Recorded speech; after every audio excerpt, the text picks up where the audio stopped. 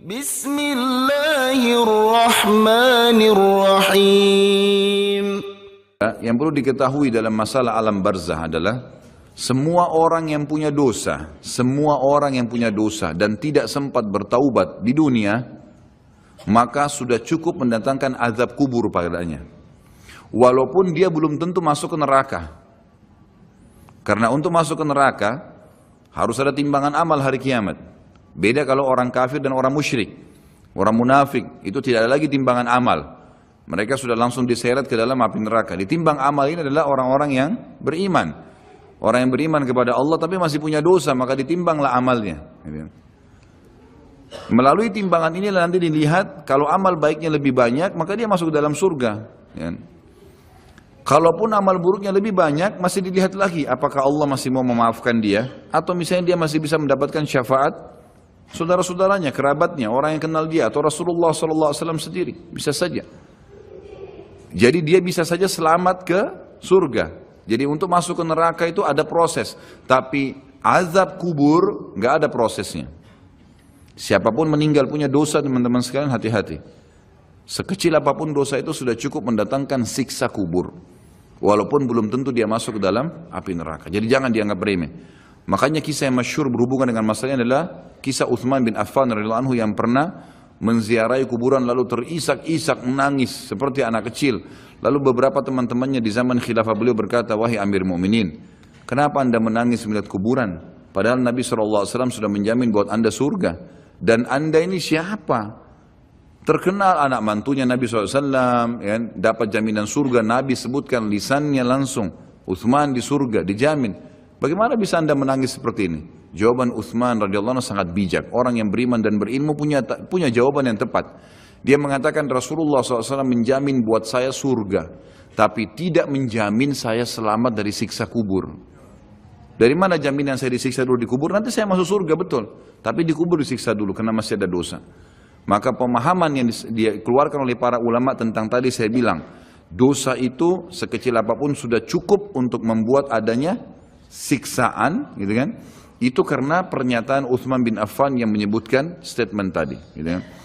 Jadi kita harus memahami poin ini, teman-teman sekalian. Makanya jangan pernah tunda minta maaf sama orang. Jangan pernah tunda mengembalikan haknya orang lain. Jangan pernah menganggap remeh dosa-dosa kecil. Tidak boleh sama sekali. Karena kita akan lihat nanti salah satu penyebab azab kubur adalah tidak cebok pada saat kencing. Masalah kecil yang dianggap kecil oleh orang, gitu kan? Banyak orang anggap remeh. Maaf, banyak saudara-saudara kita yang membawa taksi, kendaraan umum di luar sana, kemudian kadang-kadang kita lihat di pinggir jalan kebelet kencing, main mampir sembarangan saja, ya, kencing sembarangan, tidak membersihkan dirinya. Ini berbahaya, penyebab azab kubur. Kata ulama, kalau kencing saja itu sudah menjadi penyebab, bagaimana dengan buang air besar? Bagaimana dengan orang junub tidak mandi? Bagaimana dengan hal-hal yang lebih besar lagi? Gitu kan? Karena memahami hukum-hukum syari seperti ini, kalau hal yang kecil saja dilarang, berarti hal yang besar lebih pantas untuk dilarang.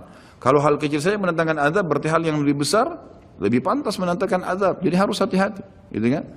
Kalau amal ibadah kecil kita kerjakan sudah besar pahalanya, bagaimana dengan amal yang wajib misalnya, atau amal yang besar yang kita kerjakan? Kalau umrah fadilahnya besar, berarti haji lebih besar. Kalau sholat sunnah besar, tahajud, maka sholat 5 waktu lebih besar pahalanya, dan seterusnya. Jadi poin-poin ini dalam mukaddimah kita harus difahamin baik-baik, gitu kan? Terutama yang terakhir saya ucapkan tadi, hati-hati teman-teman sekalian. Saya juga tahu diri saya pasti punya salah, tapi saya mengajak diri saya dan jemaah sekalian untuk beristighfar kepada Allah, bertaubat. Jangan tunda pengembalian haknya orang lain, meminta maaf kalau punya kesalahan. Jangan tunda-tunda, jangan bilang nanti Idul Fitri baru saya minta maaf. Nggak ada perintah dalam agama seperti itu. Sebelum pejamkan mata nanti malam minta maaf semua. Dan orang cerdas adalah orang yang tidak menyiapkan musuh pada hari kiamat. Hati-hati. Jangan siapkan musuh siapapun dia. Jangan pernah caci maki orang lain, jangan pernah anggap remeh orang lain. Sampai Hasan Basri rahimahullah waktu ditanya tentang definisi tawadhu, apa itu tawadhu? Karena Nabi SAW mengatakan, jadi ulama-ulama di Irak sering kumpul membicarakan hal-hal yang mungkin bagi orang awam dianggap biasa gitu, tapi bagi mereka bobotnya besar. Ulama-ulama Irak berkumpul dan Hasan Basri juga hadir situ rahimahumullah. Lalu mereka berkata, malam ini kita diskusikan tentang definisi tawadhu. Karena Nabi SAW mengatakan man tawadhu lillahi rafa'ahu Allah, dalam hadis sahih riwayat Imam Ahmad dan Abu Daud.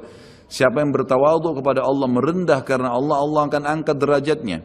Maka setiap orang ulama memberikan definisinya masing-masing sampai akhirnya tiba di giliran Hasan Basri rahimahullah, mereka berkata, wahai apa pendapat anda wahai ayahnya Abdullah? Ya, maka Hasan Basri mengatakan kalian sudah memberikan banyak sekali definisi. Kalau menurut saya tawadhu ialah jangan kau lihat siapapun muslim di depan matamu, ya, kecuali kau sudah langsung menanamkan dalam dirimu kalau dia lebih baik daripada kamu. Itu tawadhu. Siapapun dia. Mau dia cuma mungut-mungut sampah di pinggir jalan, mau dia cuma ini, mau dia cuma itu, tetap kita harus menganggap dia lebih baik daripada kita. Sehingga tidak ada celah untuk menganggap diri kita lebih baik. Dan akhirnya muncul kesombongan. Karena hadis jelas. Hadis yang sahih mengatakan siapa dalam hatinya seperti biji sawi dari kesombongan, maka tidak akan mencium bau surga. Berat, gitu kan? Makanya kita harus kemas diri kita dengan ketawadhuan itu misalnya. Kita merendah. Maka harus ini, ya, kembalikan semua hak-hak orang, minta maaf, kalau pernah mengambil barang orang yang tidak jelas, kembalikan, kalau tidak, sedekahkan sejumlah itu, semua selesaikan, jangan ada masalah, ya, jangan pernah ada masalah, jangan siapkan musuh. Imam Bukhari rahimahullah pernah berhenti berburu hanya karena meleset anak panahnya kena pagar tetangganya, gitu kan? Diajak teman-temannya kita memanah yuk, berburu, beliau senang berburu. Kemudian pada saat beliau lagi latihan panah, ternyata anak panahnya sempat mencuil sedikit pagar kayu tetangganya. Lalu dia panggil gulamnya, gulam ini kayak pembantunya, sampaikan ke teman-teman saya kalau saya tidak jadi memanah, saya tidak jadi berburu, dan sampaikan kepada tetangga kalau Bukhari minta maaf. Muhammad namanya tentu, Muhammad minta maaf, gitu kan. Sampaikan dan siap mengganti pagar yang rusak itu. Begitu pembantunya Imam Bukhari datang ke tetangga tersebut lalu berkata, ya, Syekh Imam Bukhari menyampaikan maaf karena pagar anda tercuil, diperlihatkan. Lalu tetangganya tersenyum dan berkata, jangankan pagar saya, rumah saya semua buat Imam Bukhari. Saya tidak perhitungan dengan masalah itu. Waktu pembantunya Imam Bukhari kembali ke rumahnya, apa yang terjadi? Lihat orang soleh dan orang beriman, tahu dan yakin dengan adanya siksa dan azab kubur, tahu ada akhirat dan hisab. Maka apa yang terjadi? Imam Bukhari sujud syukur kepada Allah, kemudian bersedekah sekian ribu dirham, hanya karena tidak jadi ada musuh dari tetangga yang dia cuilkan pagarnya. Coba teman-teman, berapa banyak sendal yang antum injak? Hah? Berapa banyak air yang kepercik kena orang lain? Berapa banyak ini, berapa banyak itu? Berapa banyak yang kita anggap remeh mengambil karena teman punya dan seterusnya. Ini hati-hati, jangan siapkan musuh hari kiamat. Azab kubur datang kepada siapapun yang masih punya dosa. Dan dosa ada hubungannya dengan Allah subhanahu wa ta'ala, ada hubungannya dengan makhluk. Kalau berhubungan dengan Allah Azza wa Jalla, kita bertaubat kepada Allah. Allah Maha Pemurah, Dia akan terima taubat hamba-hambanya asal ikhlas. Tapi dengan makhluk nggak bisa, mencuri, menggunjing, memfitnah, ya, mengambil, memakan, ya, merusak namanya orang lain. Ini nggak boleh. Ini harus selain taubat kepada Allah, meminta maaf kepada orangnya. Nah, ini tidak boleh ditunda ini. Nggak ada gengsi di sini. Jadi ini manfaat yang sangat besar dalam mukaddimah pembahasan masalah azab kubur. Kita dengarkan dalilnya. Dalil-dalil naqli secara wahyu disebutkan oleh Syekh Abu Bakar rahimahullah. Yang pertama, berita dari Allah subhanahu wa ta'ala tentang kenikmatan dan azab kubur. Seperti di dalam firman-Nya disebutkan, surah Al-Anfal ayat 50-51, A'udzu billahi minasyaitonir rajim, walau tara idh yatawaffal ladina kafarul malaikatu yadribuna wujuhahum wa adbarahum wa dhuqu adzabal hariq. Dzalika bima qaddamat aydikum wa anna Allah laisa bidzallamin lil 'abid. Kalau kamu melihat, kalau seandainya kalian bisa melihat, kata Allah Azza wa Jal, bagaimana para malaikat mencabut jiwanya orang-orang kafir dan memukul, seraya memukul muka dan belakang mereka, bokong mereka. Dan dikatakan pada saat itu, rasakanlah oleh kalian siksa neraka yang membakar. Tentulah kalian akan merasa ngeri. Demikian itu disebabkan oleh perbuatan tangan kalian sendiri. Sungguhnya Allah sekali-kali tidak menganiaya hambanya. Kata ulama tafsir yang dimaksud adalah pada saat dicabut ruhnya, dihantam wajah dan bokongnya, kemudian dirasakan rasa panas. Pada saat dimasukkan ke kuburan, dia akan merasakan juga panasnya api sampai dibangkitkan pada hari kiamat. Ini makna tafsir dari ayat.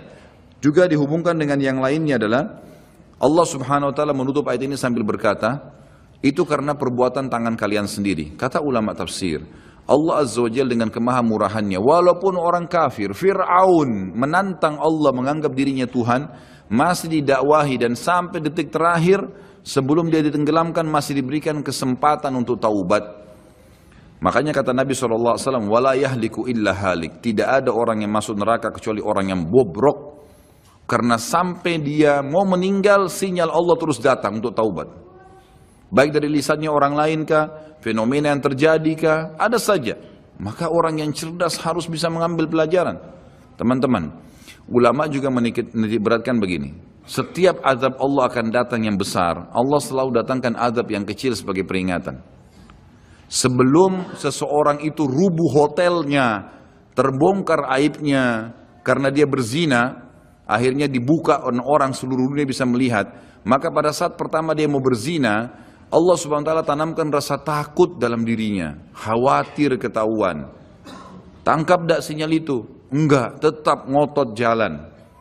Baik, setelah itu Allah Subhanahu wa taala buat pasangannya telepon. Ada temannya telepon, gitu kan? Atau pasangan yang sedang dia akan ini juga begitu. Tetap juga tidak mau. Maka mungkin digerebek pada saat dia masuk di hotel, kemudian ketahuan, dipublikasikan oleh polisi, masih juga diulangin, maka sekalian Allah rubuhkan tempat itu dengan gempa, kemudian terbongkar lebih besar aibnya. Seperti pernah terjadi di Mesir begitu.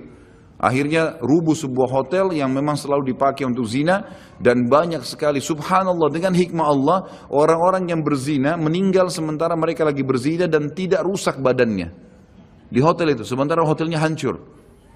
Allah datangkan azab yang besar setelah datang tahapan-tahapan yang kecil. Harus sadar, Allah juga datangkan keimanan yang sangat besar setelah kita berusaha mendatangi iman-iman yang kecil, gitu kan? Berbuat dulu amal-amal soleh, nanti Allah akan datangkan keimanan. Terus kita jaga, akan datang keimanan yang besar sekalian, yang akhirnya kita sudah betul-betul siap untuk berkorban di jalan Allah Subhanahu wa taala. Jadi ini yang dimaksud dengan firman Allah tadi di penutupan ayat Al-Anfal ayat 51, itu adalah perbuatan tangan kalian sendiri. Sampai sebelum meninggal, sebenarnya kalian masih bisa selamat dari azab kubur, dari azab akhirat, dari siksaan malaikat dalam mencabut ruh, asal memang kalian dasarnya taubat. Kemudian firman Allah Subhanahu wa taala juga di dalam surah Al-An'am ayat 93 sampai 94.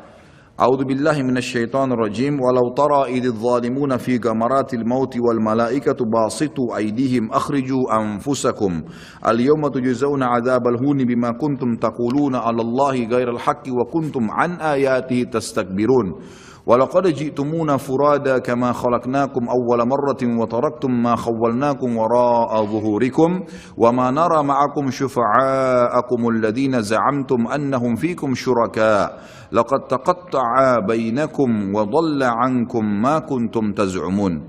Alangkah dahsyatnya sekiranya kalian bisa menyaksikan bagaimana orang-orang zalim. Zalim di sini kata ulama masuk kafir dan fasik. Fasik ini muslim, masih banyak dosanya, tidak sempat taubat. Kalau kalian bisa melihat bagaimana pada saat mereka berada dalam tekanan-tekanan sakaratil maut, proses dicabutnya ruh, sedang para malaikat memukul dengan tangannya sambil berkata, keluarkan nyawa kalian. Di hari itulah kalian akan dibalas dengan siksaan yang menghinakan. Siksaan mulai dari cambukan malaikat, masuk di alam barzakh, kemudian nanti di akhirat. Karena kamu selalu mengatakan terhadap Allah perkataan yang tidak benar, dan karena maksudnya setiap kali diingatkan ini Allah larang loh, nggak apa-apa, ini Allah perintahkan, ya sudah kamu aja yang kerjain. Selalu berkata yang tidak benar terhadap Allah.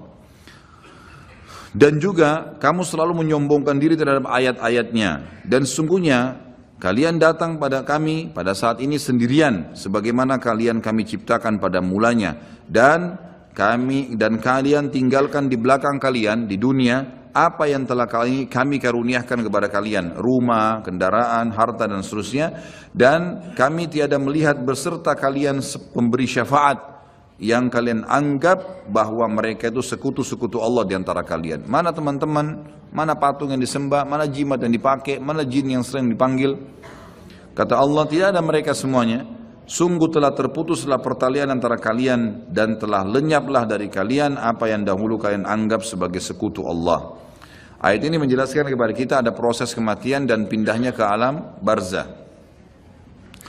Kemudian surah At-Taubah ayat 101 berbunyi, a'udzubillahi minasyaitonirrajim, sanu'adzibuhum marrataini thumma yuradduna ila 'adzabin 'adzim. Nanti mereka akan kami siksa 2 kali, kemudian mereka akan dikembalikan pada azab yang besar. Di sini dimaksud kata ulama tafsir, kami akan berikan mereka azab 2 kali di alam barzah dan di alam akhirat bagi orang-orang yang kafir. Ya. Ini berarti penyebutan ada 2 kali siksa, di alam kubur ada siksa dan juga ada di akhirat nanti. Kemudian surah Ghafir ayat 46, ini cerita Allah SWT sampaikan tentang Fir'aun. Disiksa dulu di alam barzah, baru kemudian dimasukkan ke neraka. Jadi 2 kali juga diazab. A'udzu billahi minasyaitonir rajim. An-naru yu'raduna 'alaiha ghuduwan wa 'ashiyya wa yawma taqumus sa'atu adkhilu ala fir'auna ashaddal 'adzab. Kepada mereka ditampakkan neraka pada pagi dan petang di kuburannya. Dan pada hari terjadinya kiamat dikatakan kepada malaikat, masukkanlah keluarga Fir'aun dan kaumnya ke dalam azab yang sangat keras. Kata ulama tafsir, makna ayat ini jelas akan ada azab alam barzah dan juga ada azab akhirat bagi Fir'aun atau orang yang kafir. Bagi orang-orang yang beriman, Allah Subhanahu wa taala akan memudahkan mereka menjawab pertanyaan malaikat di kuburan. Dan itu Allah sebutkan dalam surah Ibrahim ayat 27. Berarti ada proses di alam barzah. Kalau tadi orang-orang kafir dan fasik itu tersiksa, maka ini adalah orang-orang beriman bisa menjawab pertanyaan. Kata Allah Subhanahu wa taala, a'udzubillahi minasyaitonir rajim, yutsabbitullahu alladhina amanu bil qawli tsabiti fil hayatid dunya wa fil akhirah wa yudhillullahu adh-dhalimin wa yaf'alullahu ma yasha'. Allah meneguhkan iman orang-orang yang beriman dengan ucapan yang teguh di dalam kehidupan dunia dan di akhirat. Kata ulama tafsir, kehidupan dunia adalah orang-orang beriman kalau pelajari agamanya, setiap kali ditanya kenapa kamu sholat, kenapa kamu puasa, kenapa kamu jujur, kenapa kamu begini, maka dia bisa menjawabnya di dunia dan di akhirat. Kata ulama tafsir, akhirat adalah pertanyaan malaikat di kuburan dan juga nanti pada saat ditimbangan amal hari kiamat. Dan Allah menyesatkan orang-orang zalim dan berbuat apa yang dia kehendaki. Maksudnya orang-orang zalim tidak bisa menjawab pertanyaan malaikat di dalam kuburan. Ini semua ayat-ayat Al-Quran yang menjelaskan tentang adanya azab atau alam barzah, ada azab dan ada nikmatnya. Kita dengarkan hadis Nabi SAW. Poin kedua dalam kitab kita ini adalah informasi Rasulullah SAW mengenai hal itu. Seperti dalam sabdahnya, innal abda idza wudi'a fi qabrihi wa tawalla anhu ashabu wa innahu la yasma'u qara'ani 'alihim atahu malakani fayaq'idani fayaqulani lahu ma kunta taqulu fi hadha ar-rajul li Muhammadin sallallahu alaihi wasallam fa amma al-mu'minu fayaqul ashhadu annahu abdullahi wa rasuluhu fayuqalu lahu unzur ila maq'adika minan nari qad ab'adaka Allahu bihi maq'adan qad abdalaka Allahu bihi maq'adan minal jannati fayarahuma jami'a. وأما المنافق أو الكافر فيقولان له ما كنت تقول في هذا الرجل فيقول لا أدري كنت أقول ما يقول الناس فيقال له لا دريت ولا تليت ويضرب بمطارق من حديد ضربة فيصيح صيحة يسمعها من يليه من غير الثقلين. Sesungguhnya seorang manusia apabila telah diletakkan di dalam kuburnya dan ditinggalkan oleh para pengantarnya, sesungguhnya ia masih mendengar bunyi gesekan sendal mereka. Lalu ia didatangi oleh 2 malaikat. Kemudian 2 malaikat itu mendudukkannya dan berkata kepadanya, bagaimana menurut keyakinanmu tentang laki-laki itu? Yang dimaksud adalah Nabi Muhammad SAW. Maka seseorang mukmin akan menjawab, aku bersaksi bahwasanya dia adalah hamba dan utusan Allah. Lalu dikatakan kepada mayat tersebut, lihatlah tempat dudukmu dari neraka telah diganti oleh Allah dengan tempat duduk dari surga. Si mayit pun melihat kedua tempat tersebut. Adapun terhadap orang munafik atau orang kafir, maka kedua malaikat akan bertanya kepadanya, bagaimana menurut keyakinanmu tentang laki-laki itu? Maksudnya Nabi Muhammad SAW. Maka ia akan menjawab, aku tidak tahu. Aku mengikuti apa yang diyakini banyak orang. Lalu dikatakan kepadanya, kamu tidak tahu dan juga tidak mengikutinya. Sambil dipukul 1 kali dengan palu yang terbuat dari besi, sehingga ia berteriak keras dan dapat didengar oleh semua makhluk kecuali jin dan manusia. Hadis ini riwayat Imam Bukhari. Ditambah dengan riwayat yang lain, sama juga sahih, kata Nabi SAW, lalu malaikat mencambuknya dengan besi. Ini tidak disebutkan dalam buku sini, saya tambahkan, ditambukkan dengan besi yang semua makhluk Allah mendengarkan kecuali jin dan manusia. Dan kalau jin dan manusia mendengar pencambukan tersebut, maka mereka akan meninggal seketika karena kerasnya cambukan itu. Hadis ini menjelaskan kepada kita tentang adanya azab kubur. Selanjutnya hadis Bukhari juga, di mana Nabi SAW bersabda, idza mata ahadukum urida alaihi maq'aduhu bil ghadati wal ashi In kana min ahlin nar fa min ahlin nar fayuqalu lahu hadha maq'aduka hatta yab'atsaka Allahu ila yaumil qiyamah. Apabila salah seorang dari kalian meninggal, maka ditampakkan kepadanya tempat duduknya di waktu pagi dan petang. Jika orang itu termasuk penghuni neraka, maka tempat duduknya dari penghuni neraka. Lalu dikatakan kepadanya, inilah tempat dudukmu sampai Allah membangkitkanmu nanti pada hari kiamat. Jadi sambil disiksa, sambil diperlihatkan pada pagi dan sore hari tempatnya di api neraka. Perlu kita tahu juga, ulama memberikan gambaran setiap manusia, beriman atau kafir, mereka punya tempat di surga dan di neraka. Kita semuanya punya tempat di surga dan di neraka. Dua-duanya kita miliki. Fon diambil dulu.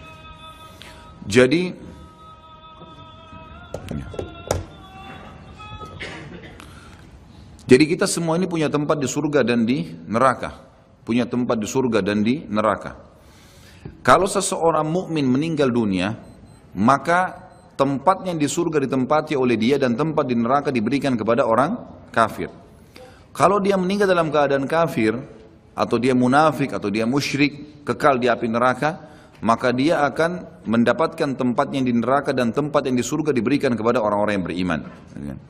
Karena hadis ini menjelaskan kepada kita, tempatnya diberikan yang di neraka misalnya, tempatnya diberikan yang di surga, gitu kan, diberikan, maka diberikan kepada dia tempat yang layak dia dapatkan. Kalau dia beriman tapi masih punya dosa, layak masuk neraka dulu, maka dia akan tempati tempatnya di neraka. Setelah dosanya bersih baru dia masuk ke dalam surganya. Seperti itu memahami makna daripada hadis tadi. Kemudian juga ada hadis yang lain, tidak disebutkan dalam buku ini, saya sebutkan, kata Nabi SAW, kalau seseorang mukmin meninggal dunia maka akan datang kepadanya 3 sosok malaikat. 2 malaikat rahmat kiri kanan membawa kain kafan dari surga, dan 1 malaikat maut di ubun-ubun kepalanya mengatakan kepadanya, hai jiwa yang baik, kembalilah kepada rahmat dan pengampunan Tuhanmu. Maka ruhnya keluar lebih mudah daripada air dari mulut kendi. Kemudian ditangkap oleh malaikat rahmat dan dibungkus dengan kain kafan dari surga, lalu dibawa ke langit. Begitu menembus 7 lapis langit, setiap malaikat di langit berkata kepada malaikat rahmat, siapa ini? Sungguh mulia ruh ini. Kata Nabi SAW, karena ruhnya mengeluarkan wangi yang lebih wangi daripada bau kasturi. Dan insya Allah mudah-mudahan kita termasuk di sini. Lalu berkata Nabi SAW, semua malaikat berkata, semoga Allah membuat ruh ini lewat di sisi kami. Lalu sampai di langit ke-7, terdengar suara dari langit, ini tidak dijelaskan, Allah langsung yang menyampaikan atau malaikat yang menyampaikan pesan Allah. Maka dikatakan, catatkan hambaku ini termasuk penghuni surga, kembalikan dari dunia, di sana saya ciptakan, di sana pula saya akan bangkitkan. Diantarlah jenazahnya, ruhnya bersama jenazahnya diantar oleh kerabatnya, lalu 3 langkah pengantar masih meninggalkan tempat tersebut, dia masih mendengar suara sandal mereka. Sampai setelah 3 langkah, maka malaikat datang mendudukkan dia lalu bertanya, siapa Tuhanmu, siapa nabimu, apa kitabmu? Dia, kalau dia orang mukmin, dia menjawab sebagaimana tadi dalam Al-Quran yang disebutkan dalilnya ya, yang dalam surah Ibrahim ayat 27 itu. Kata Nabi SAW, kalau kalian mau bacalah ayat itu, yuthabbitullahu alladhina amanu bil qawli tsabit bil hayatid dunya wa fil akhirah. Al-ayah. Allah akan tetapkan di lisan orang-orang beriman untuk menjawab pertanyaan di dunia dan juga di akhirat. Akhirat termasuk alam barzah. Maka dia jawab, Tuhanku Allah, Nabiku Muhammad, kitabku Al-Quran. Setelah itu dibukakan baginya pintu neraka. Dia ketakutan melihat azab, siksaan, orang teriak, api yang berkobar-kobar, luar biasa. Sebagaimana juga nanti akan kita bahas kalau membahas masalah neraka. Neraka itu nanti akan penuh, ya, akan penuh tergenang dengan nanah dan darah penghuni neraka. Dan akan menjadi minuman dan makanan penghuni neraka itu sendiri. Na'udzubillah. Maka dia ketakutan, lalu kata malaikat, lihatlah dari apa Allah selamatkan dirimu. Dulu kau bisa masuk sini, tapi karena kau patuh, kau beriman, beramal soleh, kau selamat. Ditutup, dibuka pintu surga, dayang-dayang, permadani, istana, buah-buahan. Dia kagum, kata malaikat, ini tempat kau sekarang. Maka dia pun berdoa mengatakan, ya Allah cepatkan waktu karena aku ingin masuk ke dalam surgaku. Lalu kemudian datang di sebelahnya orang yang tampan, bajunya bersih, badannya wangi. Lalu dia kagum mengatakan, siapa kamu ini? Kata dia, saya amal baik yang akan menemani kau sampai hari kiamat. Salat anda, ini hadiri majelis ilmu seperti ini, puasa, sedekah, bakti dengan orang tua, kerjakan saja itu sampai mati, insya Allah akan menemani kita di kuburan. Lalu kemudian ya dia ditemani oleh amal tersebut. Lalu Allah SWT berfirman, kata Nabi SAW, lalu Allah berfirman berkata kepada para malaikat, lapangkan kuburan hambaku ini seluas pandangan matanya, dan ya bukalah jalannya supaya dia bisa lihat tempatnya di surga, karena dia belum bisa masuk setiap pagi dan petang hari. Lalu jadilah kuburannya taman dari taman surga, gitu. Kemudian sebaliknya kalau orang fasik atau orang kafir, fasik orang yang banyak dosanya, tidak sempat taubat tadi, dan orang kafir, prosesnya sama. Datang malaikat maut diubun-ubun kepalanya dan dua malaikat kiri kanan azab, penyiksa bawa kain kafan dari neraka. Lalu malaikat maut berkata, hai jiwa yang busuk, keluar kepada murka Tuhanmu. Maka dia berserakan di tubuhnya, nggak mau keluar. Malaikat pun menarik dengan keras sambil berkata, kau pasti akan keluar. Maka ditariklah dengan keras seperti bulu domba yang dibasahkan, dililitkan di pohon berduri lalu ditarik dengan keras sehingga berantakan bulu domba itu. Lalu dibungkus dengan kain kafan dari neraka, dibawa ke langit. Baru di langit pertama semua malaikat nolak, tidak ada yang mau menerimanya. Sambil berkata kepada malaikat azab, ruhnya siapa ini? Sungguh buruk ruh ini. Kata Nabi SAW, karena ruh itu mengeluarkan bau yang lebih busuk daripada bau bangkai. Lalu kemudian kata Nabi SAW, terdengar suara dari langit, Allah berfirman, catatkan hambaku ini termasuk penghuni neraka. Kembalikan dia di dunia, di sana saya ciptakan, di sana pula saya akan bangkitkan. Dikembalikan bersamaan jasadnya diantar oleh kerabatnya. Kemudian pada saat mereka melangkah 3 langkah masih dengar suara sendalnya. Lalu datang malaikat menundukkan dia, menanyakan siapa Tuhanmu, siapa nabimu, apa kitabmu. Kalaupun dia orang muslim hafal mati, tetap jawabannya sama. Innama aqulu kama kana yaqulun nas. Saya nggak tahu, saya cuma ikut-ikut dulu orang bilang apa. Dibukakan baginya pintu surga, dayang-dayangnya, permadadinya, semua fasilitas yang luar biasa. Dia kagum, kemudian malaikat mengatakan, lihat dari apa kamu haramkan dirimu. Kamu bisa masuk sini, tapi kamu yang tidak mau. Ya. Lalu ditutup, dibuka pintu neraka, azab, teriak-teriak orang yang disiksa. Lalu dia ketakutan, kata malaikat, ini tempat kamu sekarang, tidak bisa kamu lari darinya. Maka dia berdoa mengatakan, ya Allah jangan cepatkan waktu karena aku tidak ingin masuk ke dalam nerakaku. Datang di sebelahnya orang yang tampangnya buruk, badannya tidak baik, menakutkan. Lalu dia mengatakan, siapa kamu ini? Dia mengatakan, saya amal burukmu yang menemani kau sampai hari kiamat. Zinahnya, dustanya, ribanya, durhaka dengan orang tua, ini semua perbuatan buruk. Harus taubat, kalau tidak akan menemani di kuburan. Naudzubillah. Lalu kemudian kata Nabi SAW menutupan hadis Bukhari, Allah mengutus kepadanya malaikat yang tidak punya pendengaran dan penglihatan, yang membawa besi, sebuah besi. Kalau besi itu seluruh jin dan manusia bersatu untuk membalikkan saja, mereka tidak akan mampu. Lalu dihantamkan ke orang ini sampai dia hancur. Kemudian diulangi lagi begitu terus sampai hari kiamat. Riwayat lain mengatakan juga, riwayat Bukhari penutupannya, Allah Subhanahu wa taala membuat dinding kuburannya menjepit sampai tulang rusuknya seperti ini, kemudian diulangi lagi. Ulama hadis menggabungkan kedua hadis berkata, dia sambil dipukul sambil dijepit, hancur, diulangi lagi, begitu terus sampai hari kiamat. Jadi ini naudzubillah azab kubur yang sudah disampaikan oleh Nabi SAW. Bersyukurlah teman-teman kita sudah tahu dari sekarang, ya tinggal bagaimana menjaganya. Nabi SAW dalam hadis yang lain riwayat Bukhari juga selalu berdoa agar dijauhkan dari kuburan. Sebagaimana doa sebelum salam, Allahumma inni a'udzubika min adabil qabri wa min adabin nari wa min fitnatil mahya wal mamati wa min fitnatil masihid dajjal. Ya Allah, sungguhnya aku berlindung kepadamu dari adab kubur, dari adab neraka, dari cobaan fitnah kehidupan dan kematian, serta dari fitnah masihid dajjal. Dalil terakhir kita baca, baru kemudian azan, adalah saat Nabi SAW melewati 2 kuburan. Di dalam hadis Bukhari juga beliau bersabda lewati kuburan tersebut, innahuma yu'adzabani wa ma yu'adzabani min kabir. Kedua penghuni kuburan ini sedang disiksa dan mereka disiksa bukan pada hal yang dianggap besar oleh manusia. Thumma qala bala amma ahaduhuma. Lalu beliau berkata, sebenarnya itu bisa dikategorikan dosa besar. Kalau salah seorang dari mereka fakana yas'a bin namima, karena suka mengadu domba, wa ammal akharu fakana la yastatiru min bauli, yang satunya lagi tidak bersuci pada saat dia sedang kencing. Yang terakhir dalil nakli adalah poin ketiga, berimannya jutaan para ulama, orang-orang soleh dan orang-orang mukmin dari umat Nabi Muhammad SAW dan umat-umat yang lain kepada adanya azab kubur dan kenikmatannya serta segala apa yang diriwayatkan berkenaan dengannya. Silakan azan dulu insyaallah baru kita lanjutkan. Atau kiamat mempunyai konsekuensi iman kepada adanya azab dan kenikmatan kubur. Kalau kita sudah bahas di pasal-pasal sebelumnya, beriman kepada Allah di 4 pasal, dan beriman kepada malaikat-malaikat di pasal kelima, kemudian terus beriman kepada kitab-kitab, maka ini ada juga beriman kepada hari kemudian yang sudah kita bahas sebelumnya. Ini semua memiliki konsekuensi juga sama, adanya beriman kepada azab dan kenikmatan kubur serta segala yang berkenaan dengannya. Sebab semua masalah itu termasuk masalah gaib. Maka barang siapa beriman kepada sebagiannya, maka secara akal sehat ia wajib dan harus beriman kepada sebagian yang lain. Ini secara akal. Yang kedua, masalah azab kubur atau kenikmatannya atau apa saja yang terjadi di dalamnya seperti pertanyaan kedua malaikat bukan hal yang dinafikan oleh akal atau dianggap tidak mungkin, bahkan sebaliknya. Akal sehat pasti membenarkannya dan memberikan kesaksian akan kebenarannya. Artinya tidak ada sesuatu yang membuat orang menolaknya. Ya, karena itu bisa ditangkap, bagi orang beriman dia bisa menangkapnya. Karena banyak hal-hal yang tidak kelihatan dengan mata itu bisa ya ada, seperti perasaan manusia. Juga nanti akan beliau titik beratkan. Poin ketiga secara akal, menguatkan poin kedua adalah orang yang tidur kadang bermimpi tentang sesuatu yang membahagiakannya,